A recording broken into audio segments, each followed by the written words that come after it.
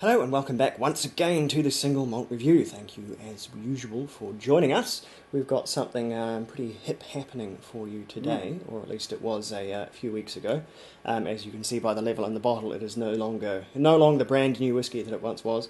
Doing some hard work around the house over here. But what exactly is it, Dave? Well, I'm far from being a dedicated follower of fashion, but every now and then a bandwagon comes along, I just have to jump on.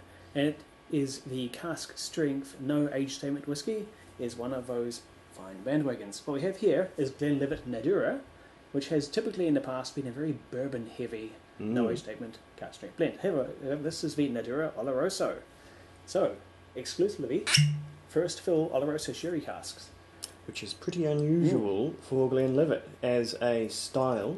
You pick up the occasional independently bottled one, but by and large, Glenlivet is a bourbon first, you'd say, style of whiskey. Of course, they do blend it into their home blend, which we will be taking a look at the very next video. But this one, 100%. And first fill, so I'll be expecting some rich. Yes. And a hearty 60.3%. Yeah, and that is extremely high. We were wondering before we sort of got started here how old this whiskey is. It's a batch, so it'll be from, there'll be various ages in here, but 60.3, if one assumes that the sort of loss per annum in Scotland is roughly 2%, and it goes into the cask at roughly 63.5-ish, it's not very old, one way or the other. This is from butts, and they are very, very huge, so there's less surface area, so they lose less per year, which is why this one, because, I mean, this isn't approximately 2.5 years old, or however that would actually work out mathematically, but it is, one way or the other, pretty jolly young whiskey. Though that said, I don't think it does it really any harm. And for those keeping score at home, this is batch number OL0317, which was bottled in March 2017.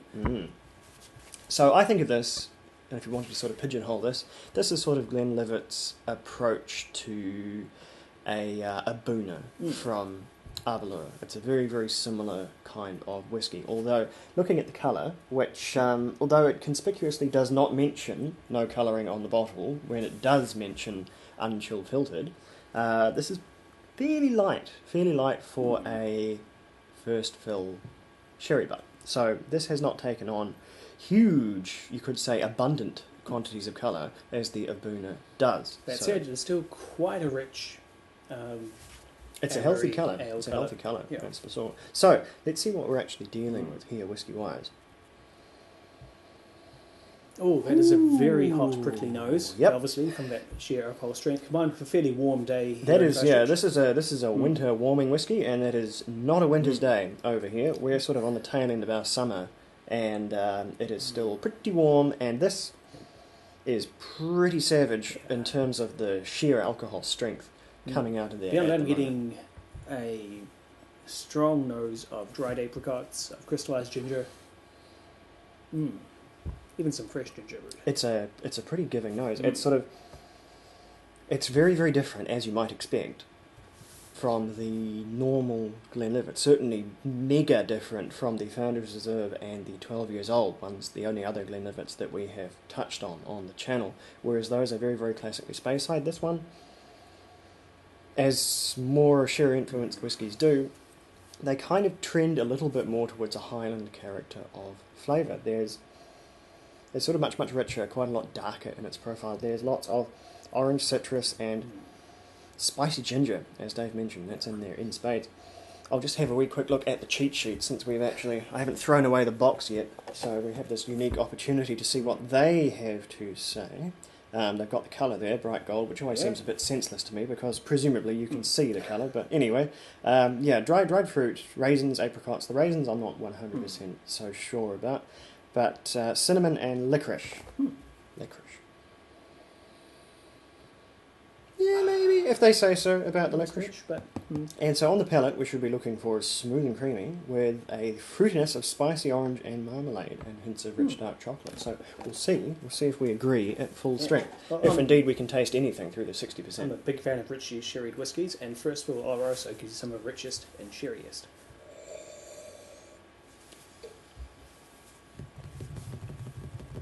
Oh, that is luscious and creamy. Yeah, you know what? That's not Sweet, bad. heavy. That is... Yeah.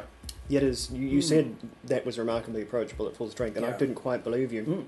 But not to say it isn't pretty well hot, because it is. It's aggressive. Is slightly losing sensation around the edges of my tongue, but it tasted wonderful. Actually, the very start of the palate, before the fire really gets going and catches hold of the mouth, is really, really quite beautiful. It's very, very intense, flavourful, and then, sadly, your tongue just starts to hurt because of the sheer strength of it there. But you can tick the box that this can be drunk straight. It's just a bit of an ask, I think, for... There's an initial creamy liqueur sweetness, followed by some sherry-like fruits and dry spiciness. Then just an immediate wave of strong alcohol. But it's a good warm, pillowy, marshmallowy finish. Really soft across the throat. It is pretty long. All right, enough of that. I'm going to relent here and put water in, because I think that's kind of the implication when you're dealing with 60% whiskey. You can, I mean, there'll be people out there, crazy people, who are like, nah, this is the way to have it. 60% and it goes down the hatch, and swear that's the way to drink it, because that's the strength that was bottled. Very strong bourbons were tried on the channel in the past, but then different kettle of fish here. I think this one sort of warrants a bit of water. And I think most people that drink Scotch at least would agree. Alright, so that's gotten quite a lot more fresh and fruity now. It's made that sort of darker, wet oak come through a wee bit more. There's some raisins, melon. There's a little bit of... There's a bitter quality that you can get out of European oak, especially in quite young whiskey, and that has somewhat invigorated that, which is not unpleasant. It just is quite a distinctly bitter part of the nose, and so it depends whether you're into that or not, whether you think that's improved the palate or detracted from it. I think the palate was just a little bit better, or not the palate, the nose, I should say. Goodness, it's the first whiskey too. The nose was a bit more giving and a bit more full at the full strength. Yeah, I preferred it at full strength. It was sweeter and spicier all round. This is softened, but it's also, as you say, brought out that bitter edge. The palate, though, quite a bit more approachable. Yeah. That bitter wood, still there, and I think still kind of stepping on some of the more delicate things, but it's much, much, much, much fresher, in addition to... You know, you can actually hold it in your mouth for long enough to get the full profile out of it, which goes a long way for at least an alleged tasting video of a whiskey. But it really, really has transformed it, and it's a bit of a black and white difference, as we see with these young sherry matured whiskies. Here's a little whiskey hack for you. This is something I do. If you've got one like this and you really want to see the full kind of journey as it goes along, and please don't do this with very, very old whiskey or anything terribly, terribly complex or delicate, but for a really big, shit-kicking, robust, 60% young, monstrous sherry whiskey like this, a really good way of experiencing the full range of the palate is to get it in a tumbler, bigger glass than that, or just a big wine glass, put in a nice big ice cube, a big robust ice cube, not just your standard ice tray ice cube, or like a bar bin bit of ice, just a nice big cube of ice in there, and sort of sip that over the course of, say, half an hour, as long as the ice cube is still going, and you'll taste it as it slowly dilutes and slowly mellows out, and you get just all manner of flavours. Every time you come back to that drink, it's just a little bit different as it gets more and more diluted, and it's a way of really, really tasting the full spectrum of how water affects a very, very strong whiskey like this, rather than having it, as we did, once at full strength and then once with an amount of water in it. And those differences can be quite binary in terms of what it changes the whiskey into. So try that one at home and let me know what you think, if you can stomach putting ice in your fine whiskey, which isn't that much of a crime when you're dealing with workhorse whiskey like this. Anyway, any more thoughts on the palate with water? That bitterness you mentioned, that's coming through on the tongue for me in a way that's very hoppy. What this is putting me in mind of is a very strong double IPA with fairly mild hops, but boatloads of them. It's a very pleasant, very aromatic, kind of almost soporific bitterness. That's an interesting way to look at it, and there may be some truth to that. Years ago, once or twice consulted on the beer matching, because I do beer as well in some of my other lives, beer matching beers for a whiskey and beer tasting, and trying to match an IPA, which is a big, strong, extremely hoppy beer. Anyone in America will be eminently aware of that. Our New Zealand variety is not exactly the same as the Yankee IPA, but it is very much in the same mould. And trying to pair such a beer with whiskey was very, very, very difficult.